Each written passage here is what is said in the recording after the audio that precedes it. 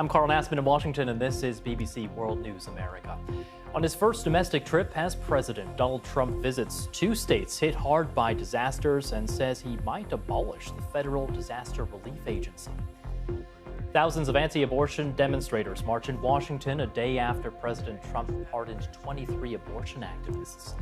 And Storm Eowyn brings winds of over 100 miles per hour. One person has died, more than 1 million now without power in the UK and Ireland.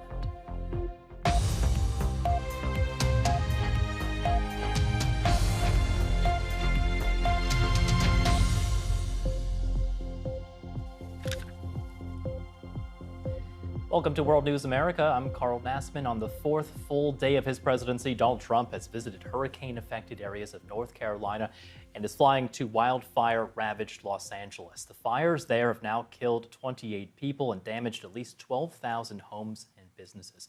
But the president has suggested that he might withhold federal disaster assistance unless leaders there change the state's approach to its water management. He's also been visiting North Carolina. That's where Hurricane Helene killed more than 100 people in September.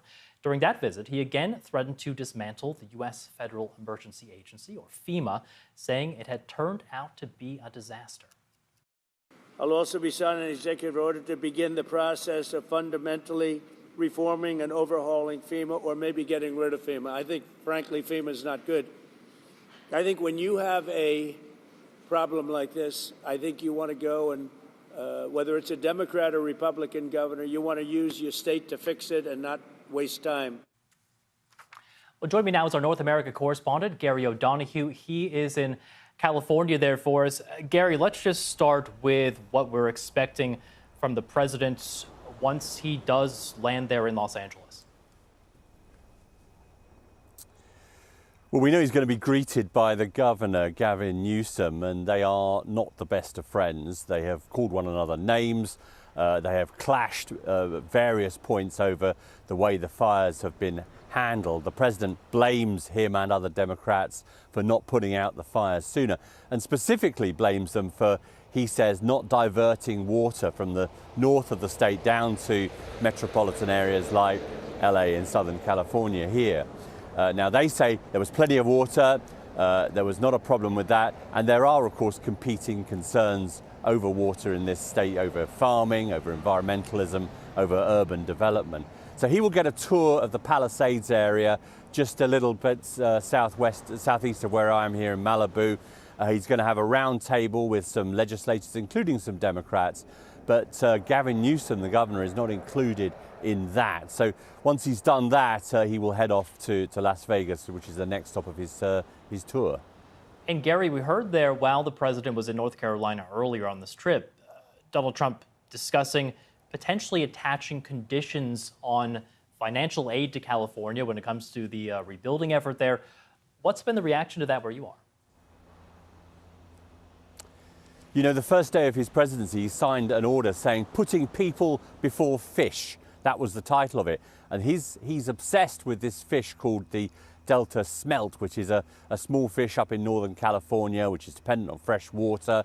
And he says that the authorities here have sort of kept the water for environmental reasons up in the north rather than pumping it to the south, and suggesting that he might withhold federal money if they don't change state policies. Now, that is not something that the governor is going to be able to do politically here, particularly, you know, in his second term, and he's term limited and has national ambitions for potentially for the Democratic nomination in 2028.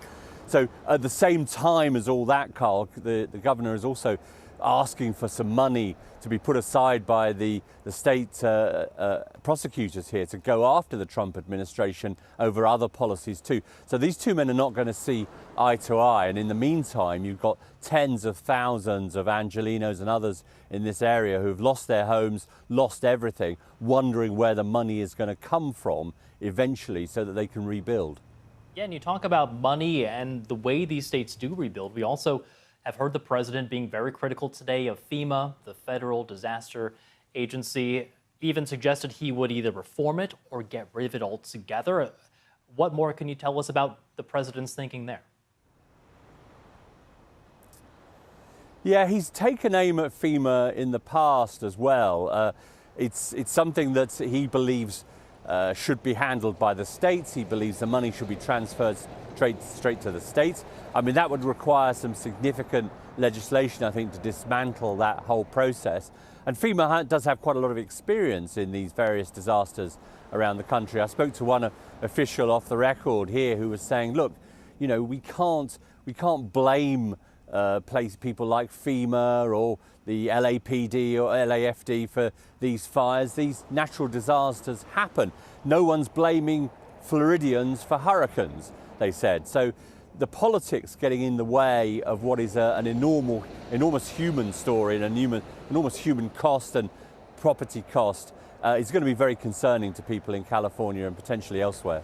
Yeah, and of course, Gary, we can see there some of the destruction that those fires in California have left behind. And we should say there are still some blazes yet to be completely controlled there in Los Angeles as well. North America correspondent Gary O'Donoghue, thank you as always. While the president was on the road, the annual anti-abortion March for Life rally has been taking place here in Washington. Mr. Trump's vice president, J.D. Vance, joined that rally where he touted the administration's anti-abortion credentials. Mr. Trump did send a video message to the gathering, vowing to end what he called, quote, the weaponization of law enforcement against Americans of faith.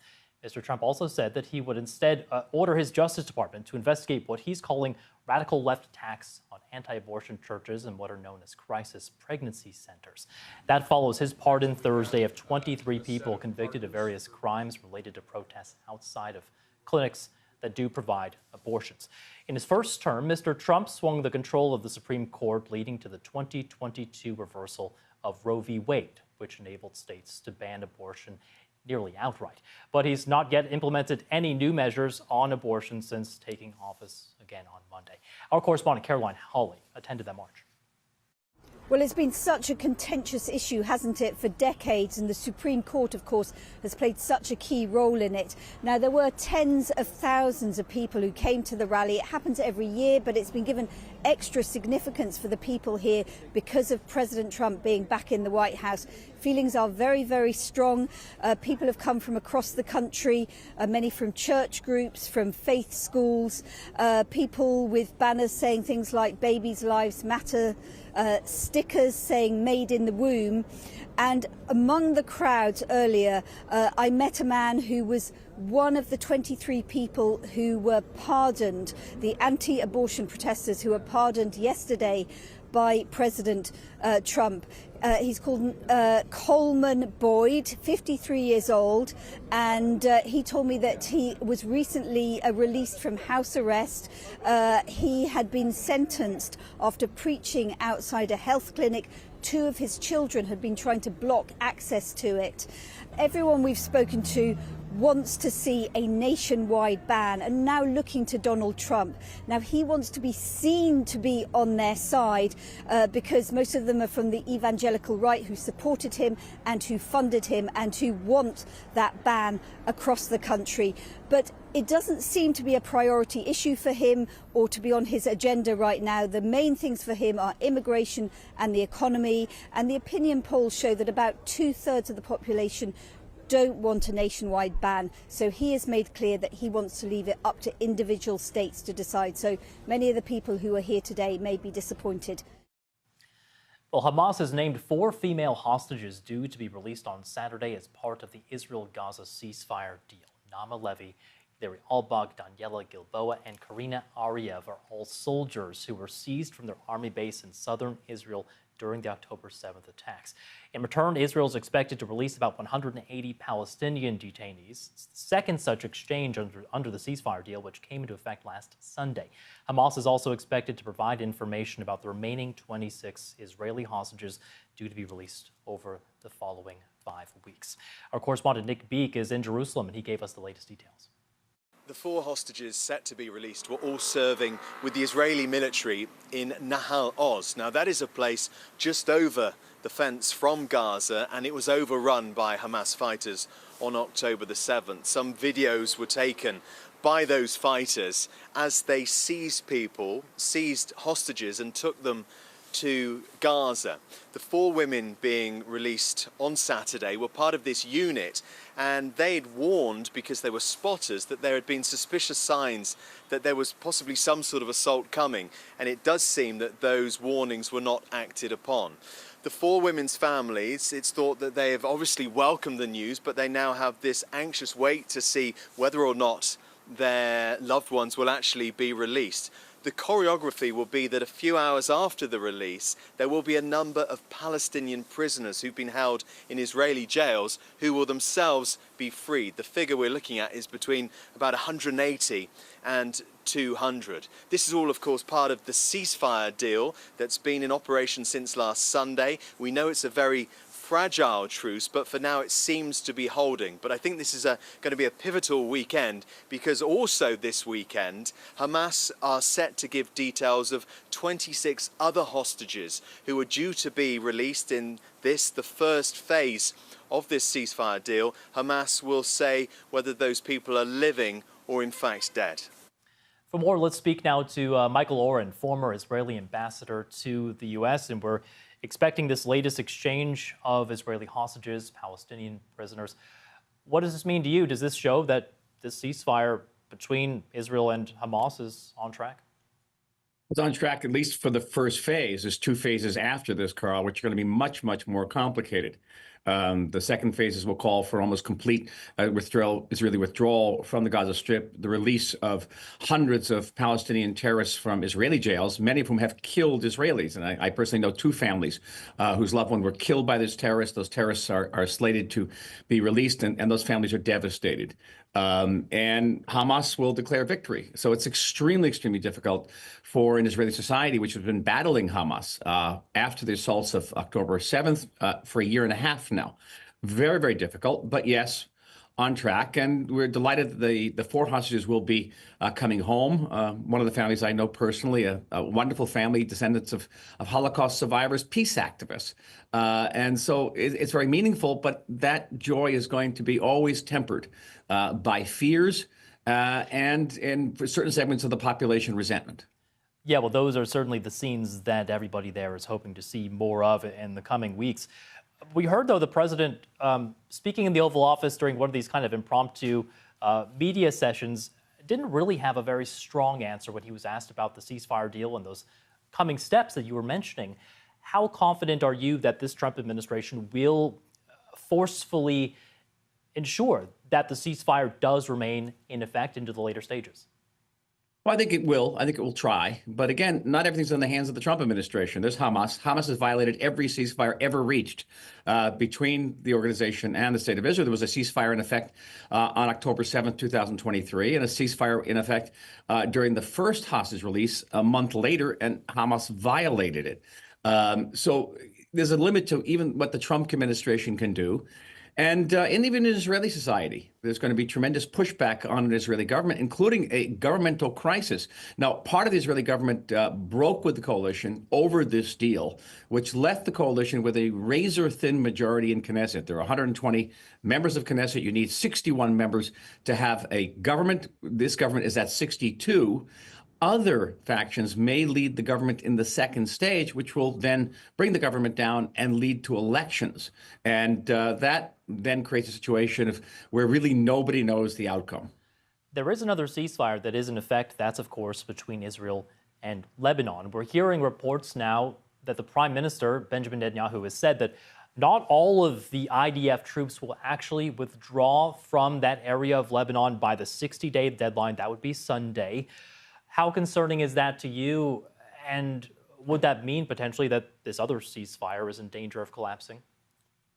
Well, I think it is a source of some friction, certainly with the Trump administration. I've heard that the Trump administration wasn't thrilled about that announcement.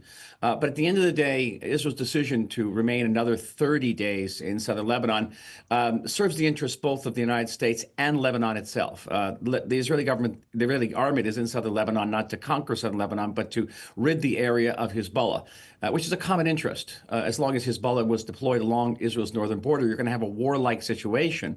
And so Lebanon Iran has an interest in pushing Hezbollah north of the Litani River. That's about 20 miles north of our border. And that serves America's interest too. If it's 30 days, I think everyone could acknowledge that this is actually a step toward greater stability and not instability. Yeah, the White House says wants to push for that kind of extension of the terms of that ceasefire. Just looking at Gaza now briefly, people being allowed obviously to return to their homes now. What role do you think Israel will play, and the U.S. as well, in terms of the rebuilding effort that's to come? Well, that's a huge question, Carl, and there's different opinions. The previous administration, the Biden administration, wanted the Palestinian Authority, which would be revamped and purified of corruption, moving into Gaza. Israel said that the Israeli government said there's no much difference between the Palestinian Authority and Hamas in terms of the anti-Israel stance and support for terror. And then you now have a Trump administration and its special envoy, Steve Witkoff, floating an idea of removing some 2 million Palestinians from the Gaza Strip to Indonesia for up to a decade, while an international consortium rebuilds the Gaza Strip and transforms it into a type of Mediterranean Riviera. It's a wonderful beachfront area that could be truly a great vacation spot for everyone in the world. So there are different ideas how it's going to happen, what's going to play out. My underlying assumption is that Israel will retain military security responsibility for the Gaza Strip for the foreseeable future, especially as Hamas remains a serious power in Gaza. Michael Oren, former Israeli ambassador to the U.S., always great to get your perspective. Thank you. Thank you, Carl. America's new top diplomat is reportedly poised to pause U.S. aid to all countries aside from Israel and Egypt. That's according to a State Department memo obtained by the Financial Times. Secretary of State Marco Rubio reportedly made that move pending a review period as long as 85 days, leaving the fate of hundreds of U.S. foreign aid contracts also up in the air. Well, an unusually powerful Atlantic storm has been battering Ireland and parts of the UK. Amber warnings remain in place in Scotland, Northern Ireland, and Northern England, with millions of people urged to stay at home with gusts of up to 100 miles per hour or 160 kilometers per hour. In Ireland, 250,000 homes and businesses are still without power. Meteorologists say the wind gusts there were the strongest ever recorded. Our correspondent Chris Page reports. This is what life-threatening weather looks and sounds like. After gathering force over the Atlantic Ocean, Storm Éowyn hit Ireland with its full ferocity. In the middle of the night, winds which were already strong turned savage. At Galway Aquarium, the storm caused a surge of floodwater. In County Kerry, a couple are counting themselves fortunate not to have been killed when the gale inflicted this on their house. Well, we are very lucky that we are alive. If this would fall inside, we'd be buried underneath, I'd say. About 3 o'clock, last night. It was just the worst nightmare you can have, really. There was chaos in cities too. In Dublin, an ice rink was largely flattened. The emergency services believe that lives were saved because most people followed advice to stay at home. Well, now that the storm has blown through, people are seeing the scale of the damage and destruction. Communities are coming together, but clearing away the fallen trees, repairing the electricity network and making the roads safe again could well take some time. Several unwelcome records have been set today. Never before has a red weather warning applied across the whole of the Irish Republic and Northern Ireland. In Bangor in County Down, this leisure centre took a huge hit. Houses in Whiteabbey near Belfast suffered damage. It's become a frequent scenario during the storms of recent years. The tree went through the conservatory a few years ago. Last year, during some storms, again, substantial damage to the roof, and again this year. So, yeah, a recurring problem. Nobody seems to want to know or have anything to do with it. There was a sense of helplessness in the places which experienced the worst of the winds. The dangerous, violent gales passed in a few hours. But across the island of Ireland, Storm Éowyn has left a deep, long-lasting and costly mark. Chris Page, BBC News. Let's take a look now at some other stories making headlines. The United Nations peacekeeping force in the Eastern Democratic Republic of the Congo says it's been engaged in intense combat with M23 rebels who are threatening the city of Goma. UN mission said it was supporting the Congolese army with heavy artillery fire. The Congolese general in charge of Goma's defense has been killed during combat. Russia's Ministry of Defense has said that its troops have managed to split Ukrainian forces defending the eastern settlement of Velka Novosilka into two groups and have encircled them. Those claims have not been independently verified, but the ministry published video footage, which has been seen by the BBC and verified, that shows its soldiers planting a Russian flag in the center of that small town. In Serbia, schools, universities, cinemas, and bars remain closed throughout the day amid protests there. Students who led the demonstration had called for a general strike, and some businesses joined in. It's the latest in a series of shutdowns since the collapse of a concrete canopy at a railway station last November. 15 people died, including some children. Well, in Lebanon, Israel's fragile ceasefire agreement with Hezbollah is on a knife's edge. Both sides had agreed to withdraw their forces from southern Lebanon by Monday, but there are fears that that deadline may not be met. The country is still reeling from last year's intense fighting, including one Israeli airstrike that destroyed an apartment block and killed 73 people. Israel says the building was a terrorist command center, but a recent BBC investigation found that most of the victims were civilians. Our correspondent Nawal Al-Maghafi has more. This is the site of Lebanon's deadliest attack. An Israeli airstrike destroyed a residential building in the village of Ain al-Delib in southern Lebanon. Once home to more than 100 people, all that remains here are memories of the lives that were lost. It was the 29th of September. Hisham al-Baba went to the building to visit his sister, Denise. كنت محضر فطور إلى آخره طفت الكهرباء أول شيء وطلع انفجار كتير كبير. Shortly after, 4 more Israeli missiles headed towards the building,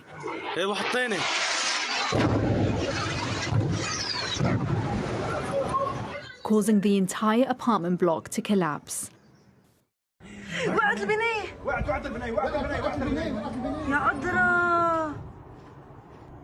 Trapping dozens of families under the rubble. أنا تفكيره كله كان بأختي. سمع صوت بعيد وبعده عايش وهذا الطفل وقيم هالطفل يعني يا باطل. This video shows the moment that Hisham al-Baba was pulled from the rubble 7 hours later, only to find out he'd lost his sister Denise, her husband, and their 2 children. In total, 73 people were killed. Ain al-Delib is a quiet residential neighborhood. Everyone I've spoken to felt safe here. They even invited family members to seek refuge here after fighting escalated in the south. They've also told me that they've never witnessed any Hezbollah military activity. So why was this building targeted? The Israeli army, the IDF, told us it had eliminated a Hezbollah commander and that the building was being used as a terrorist command center, but didn't provide any evidence to support this. We investigated their claim and found evidence that 6 of those killed were connected with Hezbollah's military wing, but none were commanders. We sent the IDF their names. It didn't tell us if they were the targets of the strike, but said that the overwhelming majority of those killed were confirmed to be terror operatives. But our investigation found that at least 60 people killed were civilians. 23 of them were children. And we found that this pattern of striking entire buildings, leading to high civilian casualties, has been a feature of Israel's war with Hezbollah. We examined 10 Israeli strikes across Lebanon. They killed more than 200 people. The IDF told us these strikes hit terror infrastructure, command and control centers, and Hezbollah operatives. In one strike, it said it hit a building where a Hezbollah terrorist was hiding. At least 28 people were killed in that attack.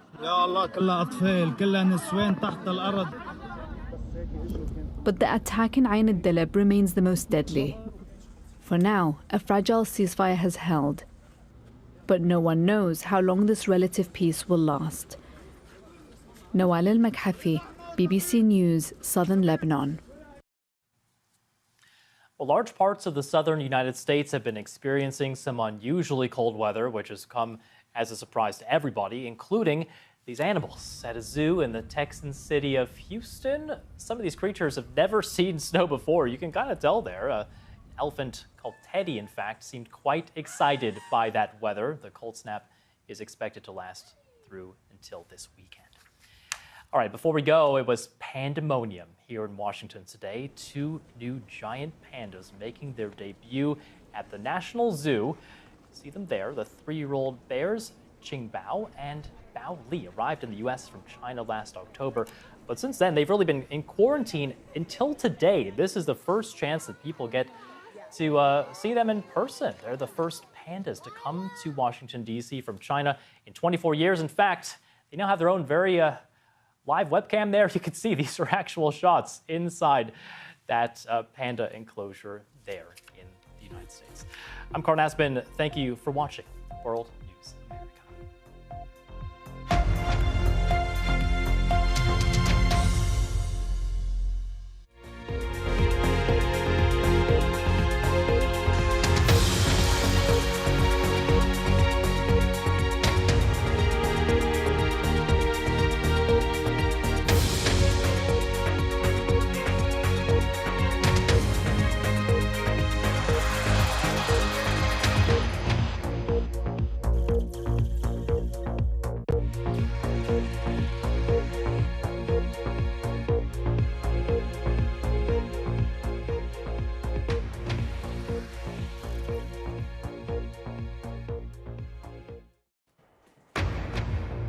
Tonight, 100-mile-an-hour winds are unleashed by Storm Irwin. One person has died and 1 million are without power across the UK and Ireland. Oh my God, oh my God. In Scotland, roofs are ripped off and all trains are cancelled. Police Scotland said officers responded to about 1,500 weather-related incidents in this, the worst storm to hit the Scottish mainland in 13 years. And in Northern Ireland, the force of the storm brought down trees and power lines. And also tonight, 4 more Israeli hostages are due to be released by Hamas tomorrow under the Gaza ceasefire deal. We're in Belarus in the run-up to this weekend's presidential election, dismissed by many as a sham. Get people here. They do not want us here. And we talk to the team behind the epic Oscar-nominated film, The Brutalist. And stay with us here on BBC News for continuing coverage and analysis from our team of correspondents in the UK and around the world.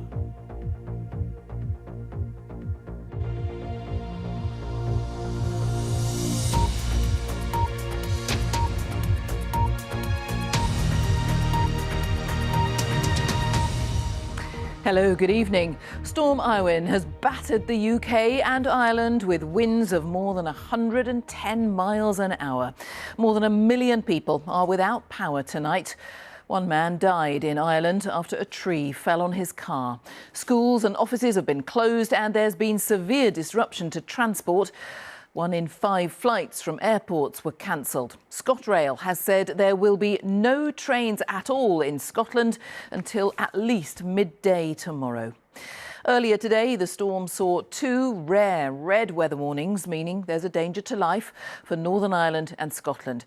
Those extreme warnings were lifted around tea time. Currently, there's an amber warning for high winds across parts of Scotland until 6 o'clock tomorrow morning. Our first report tonight is from Lorna Gordon. As the storm rolled in, its destructive power became clear, with the roof of the leisure centre in Helensburgh ripping off. A local electrician among those battling the difficult conditions in the coastal town to help those in need. When we were driving on the coast, there was one point a wave crashed up onto the side of the van and took me from the lane I was in straight over to the curb. You know, like I actually hit the curb and then the rain kind of come off the windscreen and I could see that I'd moved 2 spaces over. Oh my God. The storm left a trail of damage, toppling chimneys in Glasgow. Whole roof just blew off. While in Edinburgh, an entire tenement roof was ripped off. That's not good.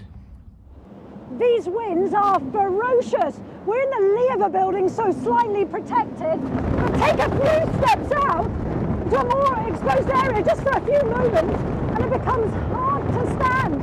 And you get a sense of just how powerful this storm is.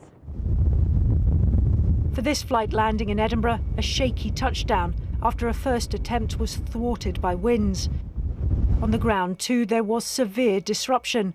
Bridges closed to high-sided vehicles, buses and trains cancelled too. It's more damage, I think, than I've seen in my time in the railway. This is only the damage that we know about just now.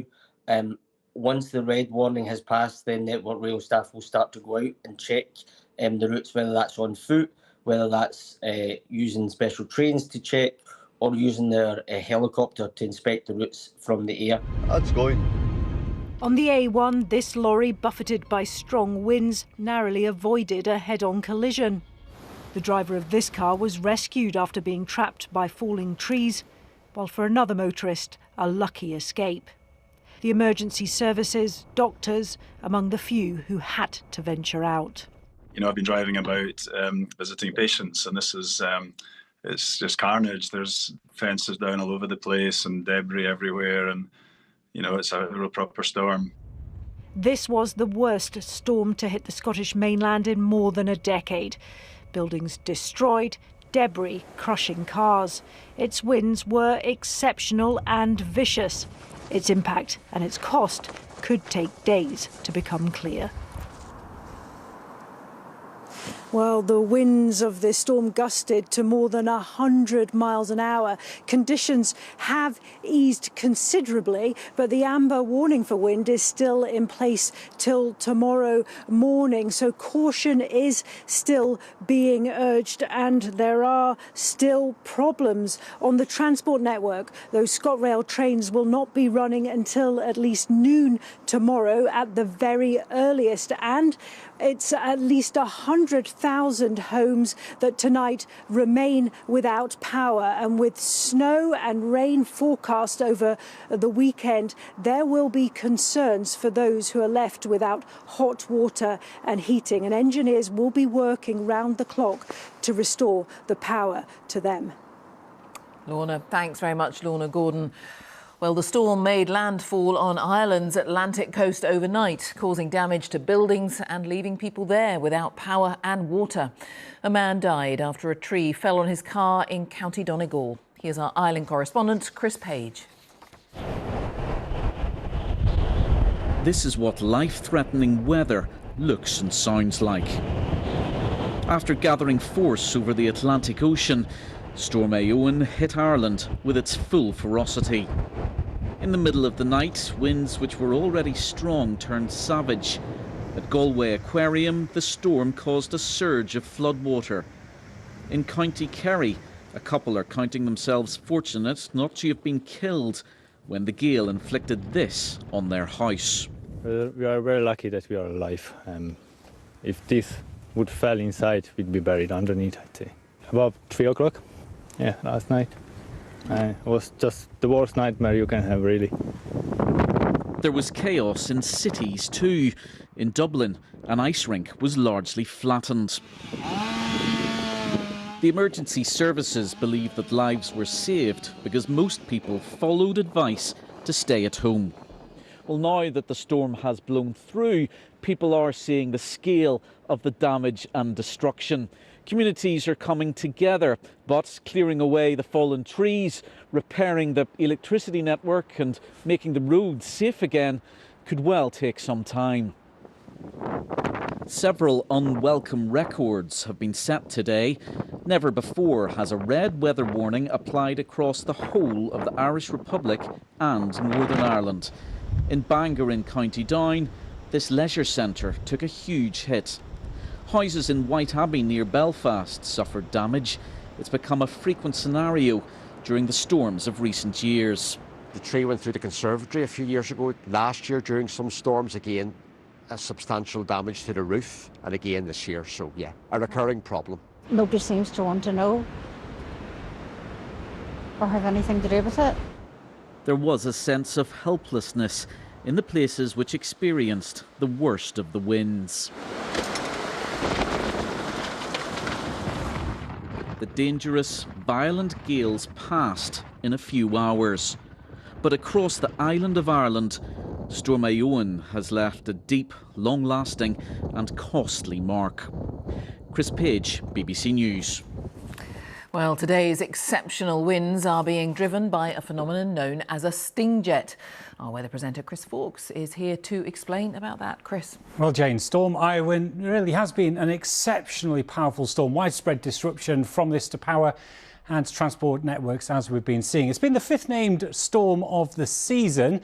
You can see it roaring on shore here in western Scotland. The strongest wind gust, though, was in the Republic of Ireland, with a top gust at Mace Head of 114 miles an hour. In the minutes after this was recorded, the sensor went offline. We still don't know what happened to it, perhaps damaged by these ferocious winds. In Killowen, in Northern Ireland, a gust of 92 miles an hour, the strongest wind gust for Northern Ireland in over a quarter of a century. Here is Éowyn then, as it works in towards the UK. Now, within this storm system, we get different flows of air. With the air rising upwards, we get this big hook of clouds, and precipitation falling from this cloud here is falling into a zone of exceptionally dry air. Now, some of that precipitation evaporates. That causes the air to cool down. It becomes denser, and so very quickly it accelerates downwards to the Earth's surface. And it's this downwards acceleration that is the sting jet. Now, we think this was responsible for the winds gusting to 114 miles an hour around the western side of Ireland. And then those very powerful, damaging winds crossed Northern Ireland and worked across Scotland, where we also had a gust of wind of about 100 miles an hour in Drumalbin. Now, sting jets were first discovered in the aftermath of the great 1987 storm. This forecast didn't go to plan, and in the aftermath, scientists went and looked at the evidence. They tried to work out what went wrong with the forecast, and they discovered these phenomenon called sting jets. Now, Storm Éowyn was also powered by an exceptionally strong jet stream. The jet stream is becoming stronger because of climate change. So every 1 degree of warming of global average temperatures, the jet stream has increased by about 2%. Doesn't sound like much, but it's increasing. And the jet stream is the thing that is driving these weather systems. So a stronger jet stream will mean more intense storms. And we still have an amber weather warning in place for northern Scotland. Gusts of wind still strong enough potentially to blow down some trees. So Storm Éowyn hasn't finished in terms of the potential to disruption for transport and power supplies for northern Scotland. I'll have the all-important full forecast details in a little bit of time. Chris, thank you for now.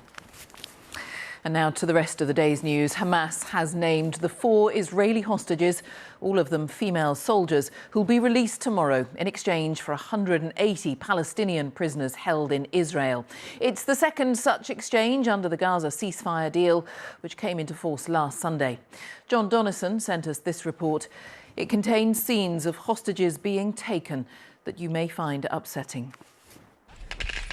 Dawn on October the 7th, 2023, and the Nahal Oz Israeli military base was being swarmed by Hamas gunmen. Then, just 19, Naama Levy was one of several female soldiers to be taken hostage. These pictures were released with permission from their families. Now, 475 days after she was abducted, Naama's nightmare could finally be over. She's one of 4 Israeli soldiers named by Hamas to be freed tomorrow. The others are 20-year-old Karina Ariev, Daniela Gilboa, also 20, and 19-year-old Liri Albag. I just started, putting things that... 3 months ago, I met with Naama Levy's mother, Ayelet. Her message to her daughter then, stay strong.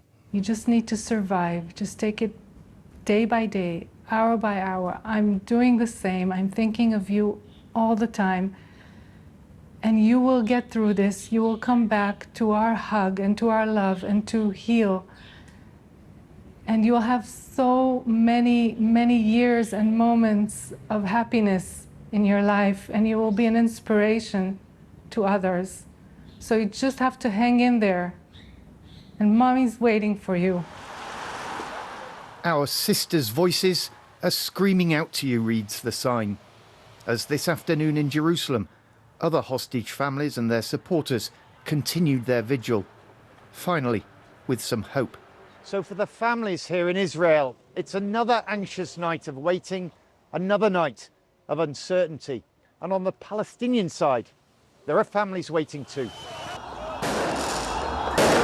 Last weekend, 90 Palestinian prisoners, mostly women, were bussed out of Israeli jail to be back with their loved ones. Around 180 more are expected to be freed tomorrow, this time some of them convicted of murder in Israeli courts. And in Gaza, amid apocalyptic scenes and where Israel does not currently allow international journalists to go, more displaced Palestinians should, as part of the deal, from tomorrow be allowed to go home, if they've still got one. We were hoping to go home to Rafah, Mahmoud says, but the house was bombed. It's gone. What can we do? After so much misery and death, tomorrow will bring some happiness and relief. But the war and this decades-long conflict is not over. And in the last few hours, we've heard from the Palestinian Prisoners Association that this exchange should happen between 8 and 9 o'clock UK time tomorrow morning. But I wouldn't be at all surprised if it slips, because really everything depends on what time Hamas can get those Israeli hostages out of Gaza in the morning, and that could be pretty complicated. And just a reminder that this is just 1 week into a 6-week process in which we're expected to see a further 26 Israeli hostages exchanged for around 1,600 more Palestinian prisoners. Thanks, John. John Donnison. An NHS trust in Liverpool has confirmed that it treated Axel Rudakabana for 4 years, including in its community mental health service, but that he stopped engaging with the service nearly 2 years ago. Rudakabana was yesterday jailed for life with a minimum term of 52 years after he murdered 3 young girls at a dance class in Southport last summer. Our correspondent Daniel Sanford is with me. And Daniel, another public body caught up in this desperate story. Yes, Jane, in the aftermath of the horrific attack in Southport, 8 of the girls who'd been stabbed were taken to Alderhay Children's Hospital for treatment. Alistair Silva Aguiar's injuries were too bad. She didn't make it, unfortunately, but 7 of the girls who were treated there survived. And today, that same NHS trust has confirmed that it was responsible for the attacker, Alex Rudakabana's mental health treatment.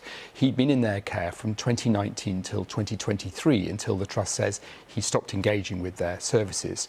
He'd been referred to their care at about the same time that he was caught with a knife at school, saying later that he'd taken it there to use it.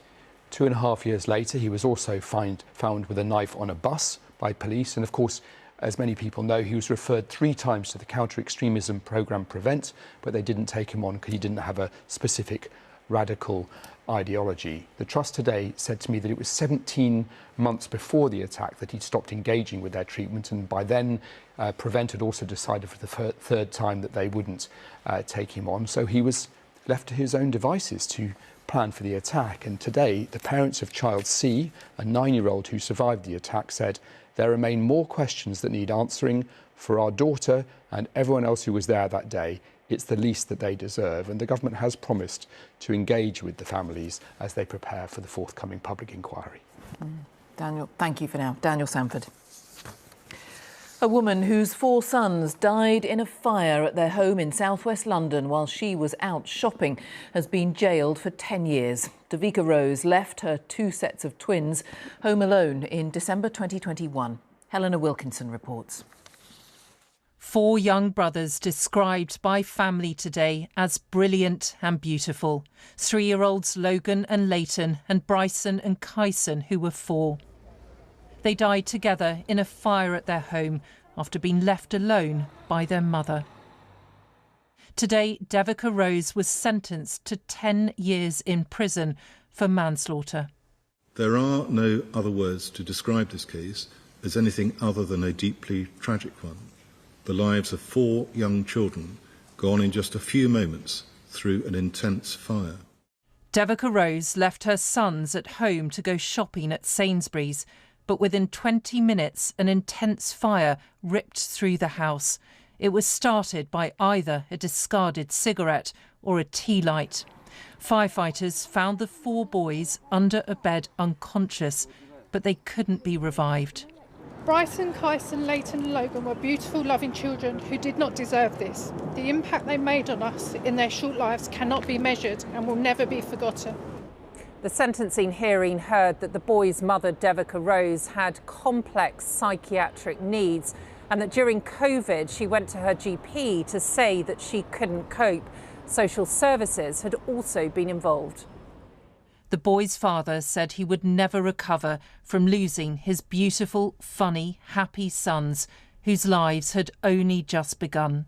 Helena Wilkinson, BBC News, at the Old Bailey.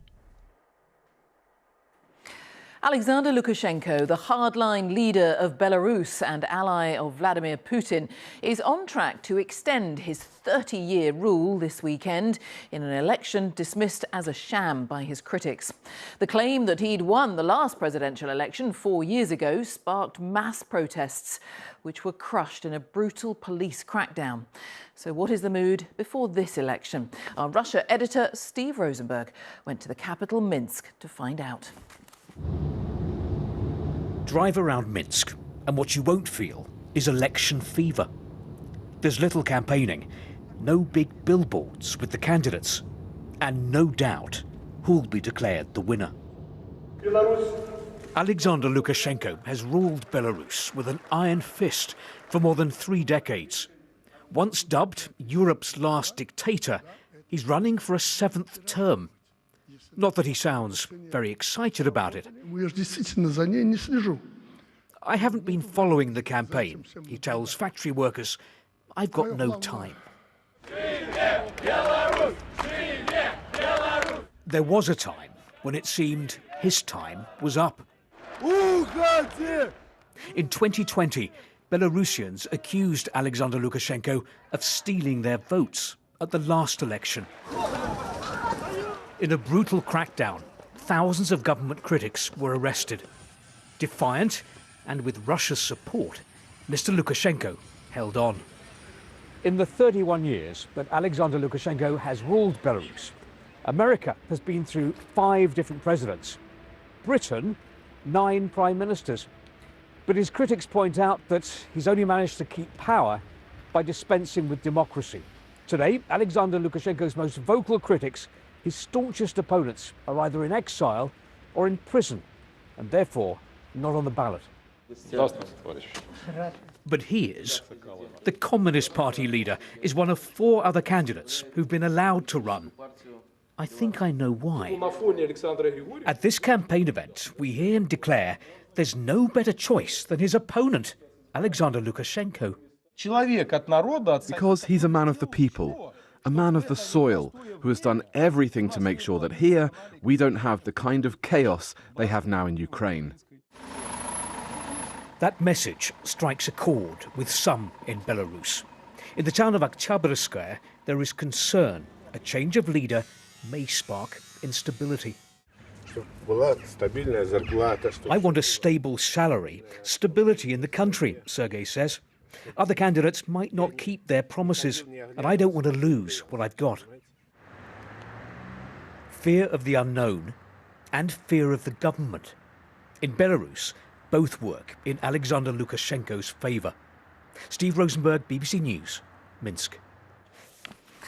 In Lebanon, Israel's fragile ceasefire agreement with Hezbollah is on a knife edge. Israel Prime Minister Benjamin Netanyahu said today that Israel won't withdraw troops from southern Lebanon on Monday as initially agreed.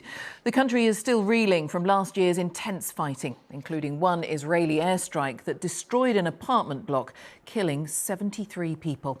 Israel says the building was a terrorist command centre, but a BBC investigation has found that most of the victims were civilians. Nawal Amarafi investigates. This is the site of Lebanon's deadliest attack. An Israeli airstrike destroyed a residential building in the village of Ain al-Delib in southern Lebanon. Once home to more than 100 people, all that remains here are memories of the lives that were lost. It was the 29th of September. Hisham al-Baba went to the building to visit his sister, Denise. كنت محضر فطور إلى آخره طفت الكهرباء أول شيء وطلع انفجار كتير كبير. Shortly after, 4 more Israeli missiles headed towards the building.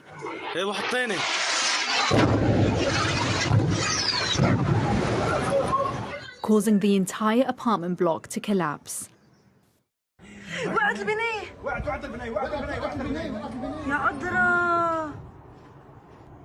Trapping dozens of families under the rubble. أنا تفكيره كله كان بأختي. سمع صوت بعيد وبعده عايش وهذا الطفل وقيم هالطفل يعني يا باطل. This video shows the moment that Hisham al-Baba was pulled from the rubble 7 hours later, only to find out he'd lost his sister Denise, her husband and their 2 children. In total, 73 people were killed. Ain al-Delib is a quiet residential neighbourhood. Everyone I've spoken to felt safe here. They even invited family members to seek refuge here after fighting escalated in the south. They've also told me that they've never witnessed any Hezbollah military activity. So why was this building targeted? The Israeli army, the IDF, told us it had eliminated a Hezbollah commander and that the building was being used as a terrorist command center, but didn't provide any evidence to support this. We investigated their claim and found evidence that 6 of those killed were connected with Hezbollah's military wing, but none were commanders. We sent the IDF their names. It didn't tell us if they were the targets of the strike, but said that the overwhelming majority of those killed were confirmed to be terror operatives. But our investigation found that at least 60 people killed were civilians. 23 of them were children. And we found that this pattern of striking entire buildings, leading to high civilian casualties, has been a feature of Israel's war with Hezbollah. We examined 10 Israeli strikes across Lebanon. They killed more than 200 people. The IDF told us these strikes hit terror infrastructure, command and control centers, and Hezbollah operatives. In one strike, it said it hit a building where a Hezbollah terrorist was hiding. At least 28 people were killed in that attack.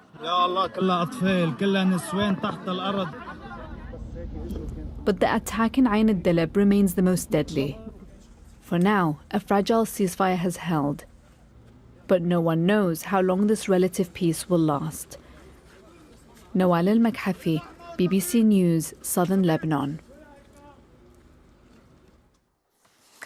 Now, one of the front-runners at this year's Oscars is a 3.5-hour-long film about a Hungarian architect who survives the Holocaust and forges a new life in America. In The Brutalist, Adrian Brody is nominated for his role as the architect, and British actor Felicity Jones for playing his wife.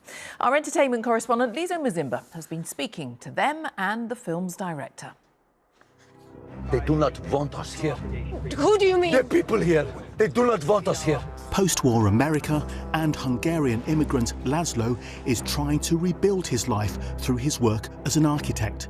Speaking rather appropriately, surrounded by the brutalist buildings of London's Barbican Centre, Adrian Brody explains how the role has a personal resonance. It's an opportunity for me to honor my ancestral struggles, my mother and my grandparents, hardships and loss and fleeing Hungary in the 50s, and the details and hardships that they experienced that very much parallel the lived experience of my character. Feel free to call me Elizabeth. Felicity Jones plays his wife, but says it can be a struggle finding female parts like this, where the character is independent and intelligent. Where? Oxford, to study English. I find I've got to find someone who has some kind of spunk, or has some fight in them, some sense of defiance is so key. So when I read the script, it was an absolute no-brainer.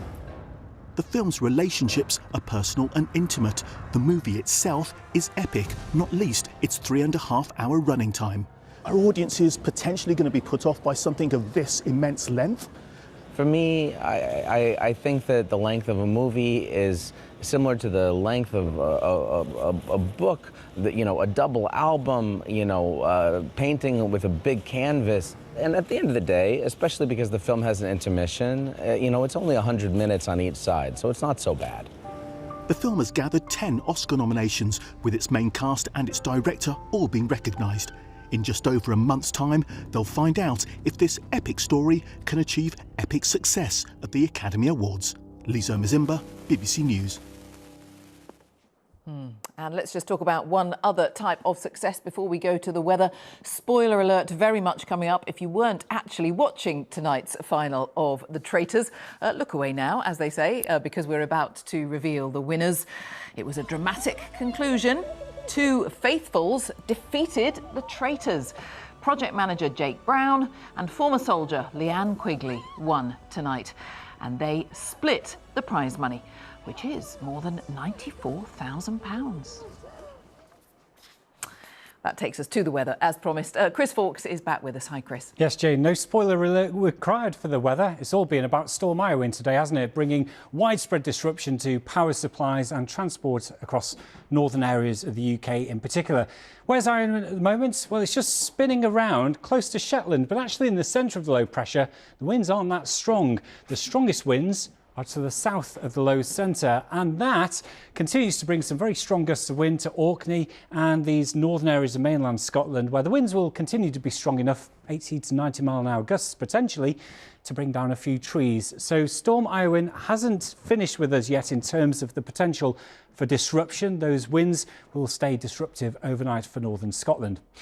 As well as that, we've got plenty of showers for both Scotland and for Northern Ireland, some of them coming through as sleet, a bit of snow over some of the higher hills. Further southwards, we've got a band of squally rain pushing eastwards across England. The rain's short-lived but intense and could have some quite gusty winds for a time. Now, taking a look at the weather picture into tomorrow morning, still very windy across the north of Scotland. Gusts 65 to 75 miles an hour around Orkney, 50 to 60 in the Hebrides. As we go into the afternoon, those winds will slowly calm down, but there'll still be plenty of showers running into Scotland. A band of blustery rain heads into Northern Ireland through the afternoon. That aside, for most of England and Wales, there'll be quite a lot of dry weather and sunshine around for Saturday.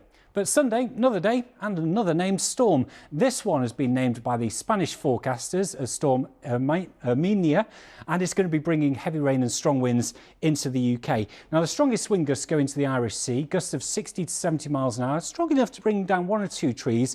So there could be some localised disruption, but it's not going to be on the scale, nothing like what we've seen from Storm Iowyn. That's been especially disruptive and dangerous. Even after that, next week it stays pretty unsettled, often wet and windy. Jane. I'm Carl Nasman in Washington, and this is BBC World News America. On his first domestic trip as president, Donald Trump visits 2 states hit hard by disasters and says he might abolish the Federal Disaster Relief Agency. Thousands of anti-abortion demonstrators march in Washington a day after President Trump pardoned 23 abortion activists. And Storm Iowyn brings winds of over 100 miles per hour. 1 person has died and more than 1 million are without power in the UK and Ireland.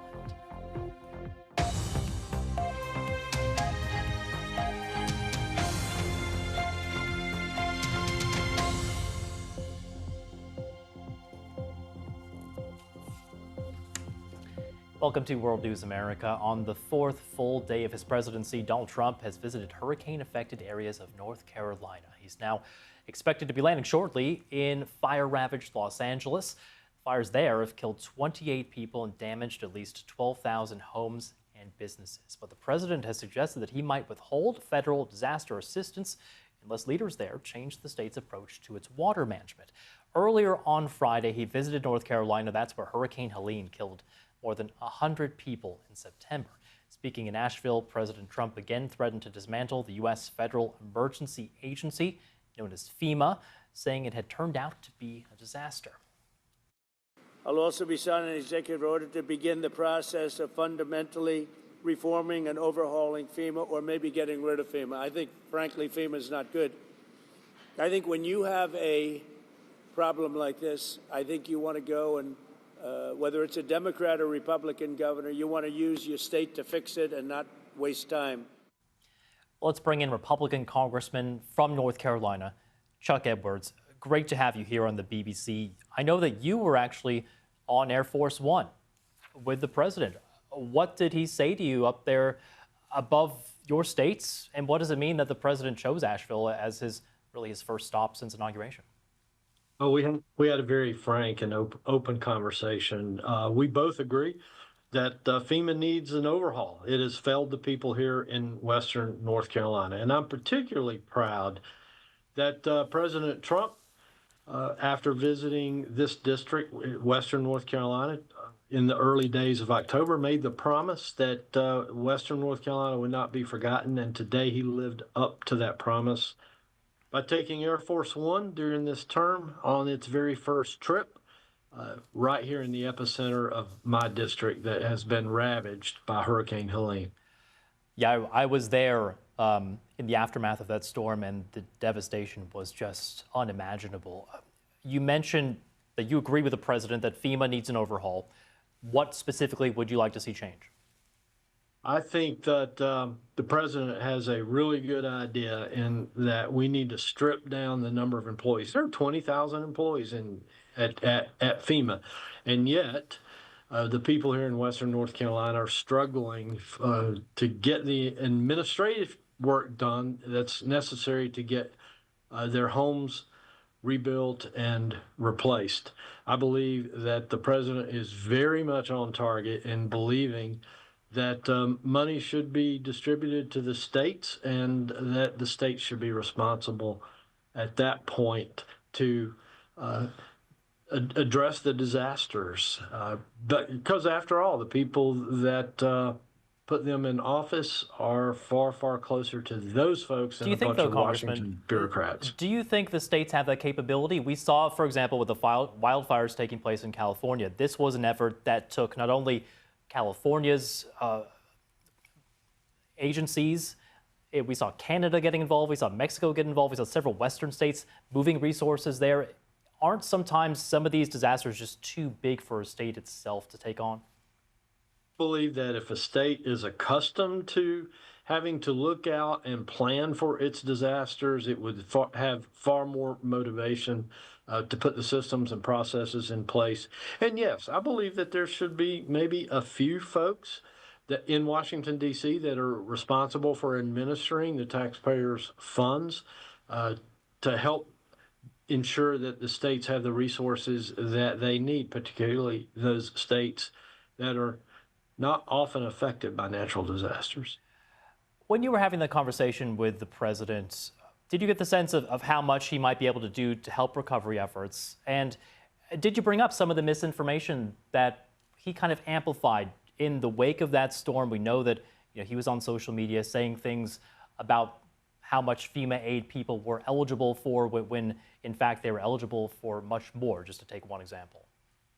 We certainly had a conversation that FEMA has to do better, and I believe that the president has the authority to do that with the stroke of a pen. We've seen him come right out of the chute and address serious issues in this country, like the southern border and reforming some of our permitting and other things that the American people sent us to Washington, D.C. to do. I applaud the fact that he's wasting no time in using that pen and helping us get our country back on track. Yeah, it's been a busy 4 days for the president. Just briefly, about a minute left. We know that Donald Trump is on his way to California now, which obviously has been hit by these massive wildfires. He's suggesting he might attach conditions to any sort of federal aid to California. Is that fair in your mind? Wouldn't that be treating states differently? North Carolina, one column, California, a different one.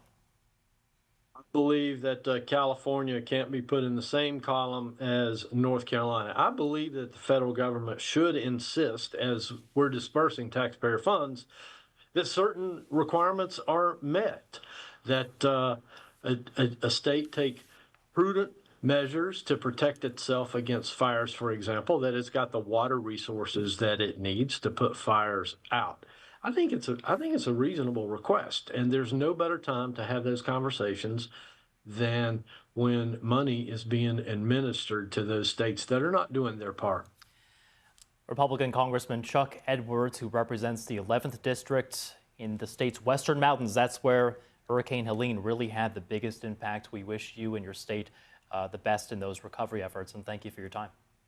Thank you. Thanks for your interest in Western North Carolina. Well, we mentioned there that the president expected to be touching down soon in California. Of course, the scene of many of those disastrous wildfires that have hit around Los Angeles, and I believe we can bring up some live pictures now of the airport that is in Los Angeles, and that is a shot there of Air Force One, of course. Donald Trump continuing his first domestic trip as president, stopping through North Carolina. And now we're expecting him to emerge from the plane there on the tarmac in Los Angeles. He'll be meeting with local officials there. We believe that will actually include the mayor of Los Angeles, Karen Bass. But this will also be a tour, of course, of many of those neighborhoods, including Pacific Palisades, which were really hit hard, of course, by those ongoing wildfires. We'll come back to that story, of course, shortly. Well, the three most powerful politicians in America have spoken at what organizers claim is the largest anti-abortion rally in the world. Thousands of campaigners marched at the event here in Washington, which is called the March for Life. The Vice President, J.D. Vance, spoke to that crowd, telling them that they were there to celebrate victories yet to come. Speaker of the House, Mike Johnson, said it's a new golden age for America. Donald Trump sent a pre-recorded video message from the White House the day after he pardoned more than 20 people convicted of crimes related to protests outside of abortion clinics. He promised to protect what he called the gains made in his first administration, which oversaw the reversal of a nationwide right to an abortion. Hello to everyone at the March for Life. It's a pleasure to speak to you from the beautiful Oval Office. That's where we are right now, the magnificent Oval Office. And thank you for turning out once again to show your extraordinary love and compassion for the unborn. On the first anniversary of the disastrous ruling known as Roe v. Wade, that unconstitutional decision took power away from the states and the voters, kicking off 50 years of division and anger. Well, our correspondent Caroline Hawley was at that march. She sent this report. Well, it's been such a contentious issue, hasn't it, for decades, and the Supreme Court, of course, has played such a key role in it. Now, there were tens of thousands of people who came to the rally. It happens every year, but it's been given extra significance for the people here because of President Trump being back in the White House. Feelings are very, very strong. People have come from across the country, many from church groups, from faith schools, people with banners saying things like "Babies' Lives Matter," stickers saying "Made in the Womb." And among the crowd earlier, I met a man who was one of the 23 people who were pardoned, the anti-abortion protesters who were pardoned yesterday by President Trump. He's called Coleman Boyd, 53 years old, and he told me that he was recently released from house arrest. He had been sentenced after preaching outside a health clinic. 2 of his children had been trying to block access to it. Everyone we've spoken to wants to see a nationwide ban and now looking to Donald Trump. Now, he wants to be seen to be on their side because most of them are from the evangelical right who supported him and who funded him and who want that ban across the country. But it doesn't seem to be a priority issue for him or to be on his agenda right now. The main things for him are immigration and the economy, and the opinion polls show that about 2/3 of the population don't want a nationwide ban. So he has made clear that he wants to leave it up to individual states to decide. So many of the people who are here today may be disappointed. Well, let's go straight back to Los Angeles. That's where President Trump is now speaking outside of Air Force One. You see him there with the governor, Gavin Newsom. Let's listen in. And there'll be some ways, but it's like you got hit by a bomb, right? Yeah. Like you got hit by a bomb. Would you like to say something? Most importantly, thank you for being here. It means a great deal to all of us, not just the folks in Palisades, the folks in Altadena that were devastated. We're going to need your support. We're going to need your help. You were there for us during COVID. I don't forget that. And I have all the expectations that we'll be able to work together to get this speedy recovery. We will. We're going to get it done. Tremendous numbers of lives have been affected. A lot of real estate's been affected. Nobody's ever probably seen anything like this. You can almost say since the Second World War, when you think of it. I mean, nothing like this has happened. And we're going to get it fixed, so we'll get it permanently fixed, so it can't happen again. And again, we'll be talking a little bit later, and we'll get it worked out, okay? I appreciate it, Mr. President. Thank you, guys. Thank you. Thank you very much. Both of you have disagreed a lot over the past week over what has happened in this state. How do you plan to We got to put your get it differences finished. aside? We're looking to get something completed. And the way you get it completed is to work together. He's the governor of the state. And we're going to get it completed. They're going to need a lot of federal help. Unless you don't need any, which should be okay. We're going to need a lot of federal help. So we're going to take care of things, okay? I have all the confidence in the world we'll work that out. Thank you, brother. Thank you. I guess some of you are coming with us, and some of you not. Thank you very much. Thank you. I'll see you. Yeah, that was President Trump there, along with the California governor, Gavin Newsom. We saw the First Lady, Melania Trump, there as well during that meeting. We heard Governor Newsom telling Donald Trump, we're going to need your support. He said he has all the confidence in the world that they'll be able to figure something out. And we see them walking now to the waiting helicopter, where presumably they'll be taking a look from above those affected regions, Altadena, Pacific Palisades, really hard hit by those wildfires. Interesting to see the friendly nature of that interaction there between two politicians who have not always gotten along. Of course, Donald Trump has had some nicknames for Governor Newsom. We've heard Newsom criticizing Donald Trump for past attempts to politicize federal aid. We didn't get much of that, though, in that interaction. We saw the handshakes, we saw the claps on the back, and we heard Donald Trump saying, we're going to get this done. He said he wants to get it permanently fixed so these wildfires can't happen again. And then we heard the president saying that he's looking forward to working together. So that's the scene there in California. We're expecting them to take a tour now of the affected regions. We also think that the mayor of Los Angeles will be there as well. Well, moving on, and Hamas has named 4 female soldiers due to be released on Saturday as part of the Israel-Gaza ceasefire deal. Nama Levy, Larry Albag, Daniela Gilboa, and Karina Ariev were seized by Hamas from an army base in southern Israel during the October 7th attacks. In return, Israel is expected to release about 180 Palestinian detainees. It's the second such exchange under the ceasefire deal, which came into effect last Sunday. Hamas is also expected to provide information about 26 Israeli hostages due to be released over the next 5 weeks. Our correspondent Nick Beek is in Jerusalem. The 4 hostages set to be released were all serving with the Israeli military in Nahal Oz. Now, that is a place just over the fence from Gaza, and it was overrun by Hamas fighters on October the 7th. Some videos were taken by those fighters as they seized hostages and took them to Gaza. The 4 women being released on Saturday were part of this unit, and they'd warned, because they were spotters, that there had been suspicious signs that there was possibly some sort of assault coming, and it does seem that those warnings were not acted upon. The four women's families, it's thought that they have obviously welcomed the news, but they now have this anxious wait to see whether or not their loved ones will actually be released. The choreography will be that a few hours after the release, there will be a number of Palestinian prisoners who've been held in Israeli jails who will themselves be freed. The figure we're looking at is between about 180 and 200. This is all, of course, part of the ceasefire deal that's been in operation since last Sunday. We know it's a very fragile truce, but for now it seems to be holding. But I think this is going to be a pivotal weekend, because also this weekend Hamas are set to give details of 26 other hostages who are due to be released in this, the first phase of this ceasefire deal. Hamas will say whether those people are living or in fact dead. Joining me live now is David Satterfield. He served as President Joe Biden's special envoy for Middle East humanitarian issues. He also served as the U.S. ambassador to Turkey under the first Trump administration. Great to have you on. This next round of hostage and prisoner exchanges expected Saturday, obviously significant in and of itself. But what do you think this says about the way that this deal has played out so far? I think what it says is there are powerful motivations on both the part of Hamas as well as the government of Israel to see this first phase continue.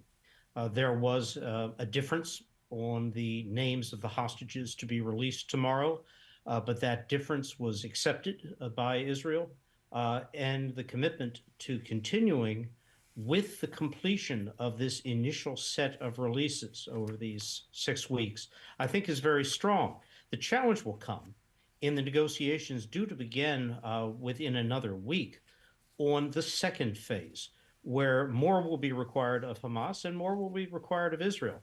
And that's where intensive efforts by the U.S., by others who support the deal, Egypt, Qatar, will certainly be required.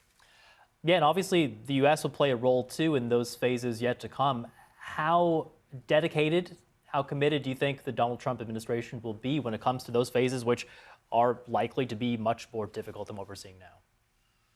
Well, my assessment as of today is that they'll be very committed.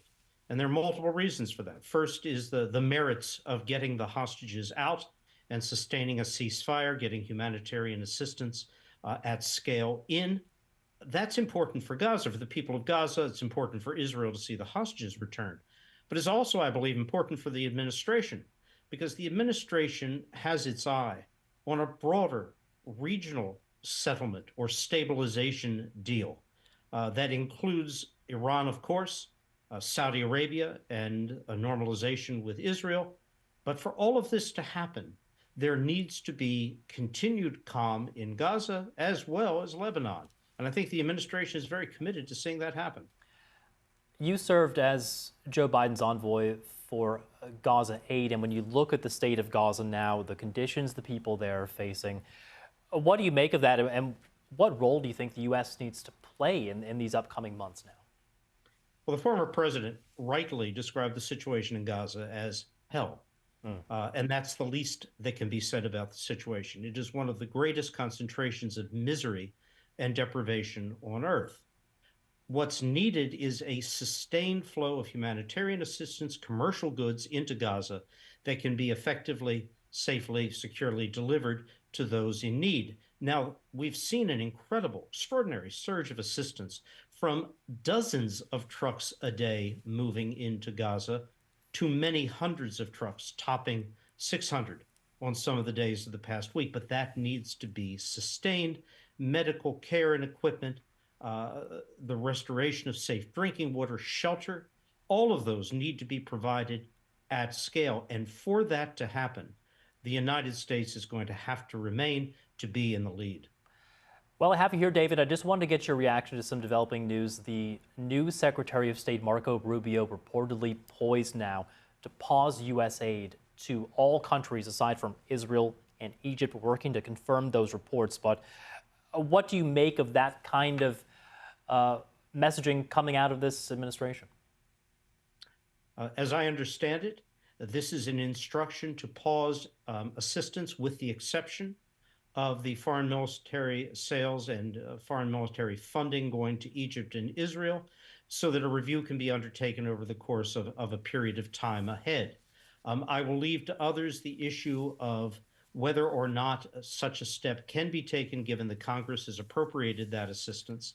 That's not an issue new to this administration, it's an old one.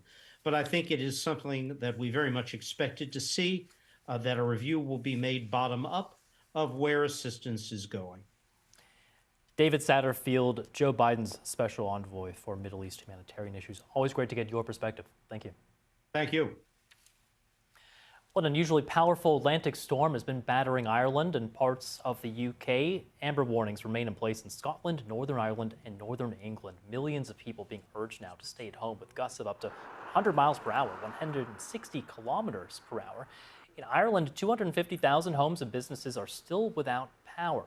Meteorologists say that the wind gusts there were the strongest ever recorded. Our correspondent Chris Page reports. This is what life-threatening weather looks and sounds like. After gathering force over the Atlantic Ocean, Storm Éowyn hit Ireland with its full ferocity. In the middle of the night, winds which were already strong turned savage. At Galway Aquarium, the storm caused a surge of floodwater. In County Kerry, a couple are counting themselves fortunate not to have been killed when the gale inflicted this on their house. We are very lucky that we are alive. If this would fall inside, we'd be buried underneath, I'd say. About 3 o'clock, yeah, last night. It was just the worst nightmare you can have, really. There was chaos in cities too. In Dublin, an ice rink was largely flattened.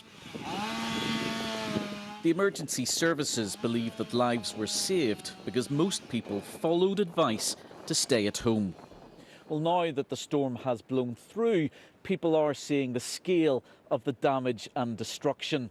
Communities are coming together, but clearing away the fallen trees, repairing the electricity network and making the roads safe again could well take some time. Several unwelcome records have been set today. Never before has a red weather warning applied across the whole of the Irish Republic and Northern Ireland. In Bangor in County Down, this leisure centre took a huge hit. Houses in Whiteabbey near Belfast suffered damage. It's become a frequent scenario during the storms of recent years. The tree went through the conservatory a few years ago. Last year, during some storms, again, substantial damage to the roof, and again this year. So, yeah, a recurring problem. Nobody seems to want to know or have anything to do with it. There was a sense of helplessness in the places which experienced the worst of the winds. The dangerous, violent gales passed in a few hours. But across the island of Ireland, Storm Éowyn has left a deep, long-lasting and costly mark. Chris Page, BBC News. Let's go right back to Los Angeles. That's where North America correspondent Gary O'Donoghue is standing by for us. And Gary, I'm sure you were listening in as we saw that greeting between California's governor and President Trump. And dare I say it was collegial and almost friendly, even though those two leaders haven't always seen eye to eye, Gary. I think that was definitely one from the cameras, wasn't it? There was a bit of backslapping, a shake of the hand, a kiss on the cheek from Melania, from the governor. You kept him waiting a few minutes at the bottom of the steps, but it's traditional for governors to meet Air Force One. But of course, Gavin Newsom has not been invited to any of these events that the president is doing while he's on the ground here. He's not going on the tour of the Palisades just down the road from where I am. He's not going to be at that round table with the members of the emergency services and those members of Congress. So that was an extraordinary thing. I mean, what you did hear there was the governor saying we're going to need federal assistance, and Donald Trump saying, yeah, we're going to fix it. No real kind of question about, at that stage, about how it's going to be tied or whether the president wants to tie it to changes in state policy. But because that's been the contentious thing. He wants the state to change its policies on water and forest management and things like that. But yeah, interesting little reference there from Gavin Newsom to COVID as well. Said you were very helpful to the state during COVID. So clearly some attempts at conciliation. But I have to say, Carl, there's been a lot of water under the bridge between these two. And I think that one moment You know, I mean, I think they will both think that went pretty well, but that probably doesn't change the dynamics overall. And it was interesting, there was a brief moment where we could catch them as they were walking away, Trump and Newsom, and we heard Trump say, hey, I'll meet you at a certain point later on. You're right, the two of them won't be there together. Gary, 15 seconds left. What can we expect from this trip as we go forward? Well, we'll see the president visiting some of these devastated sites. He'll talk to some of these emergency personnel. I think he'll want to be seen to be sympathetic to the problems of the people on the ground and indeed the emergency services, while at the same time maintaining this idea that... All right, there we go. Gary, we'll be back with you in the next hour. Thanks again for your reporting.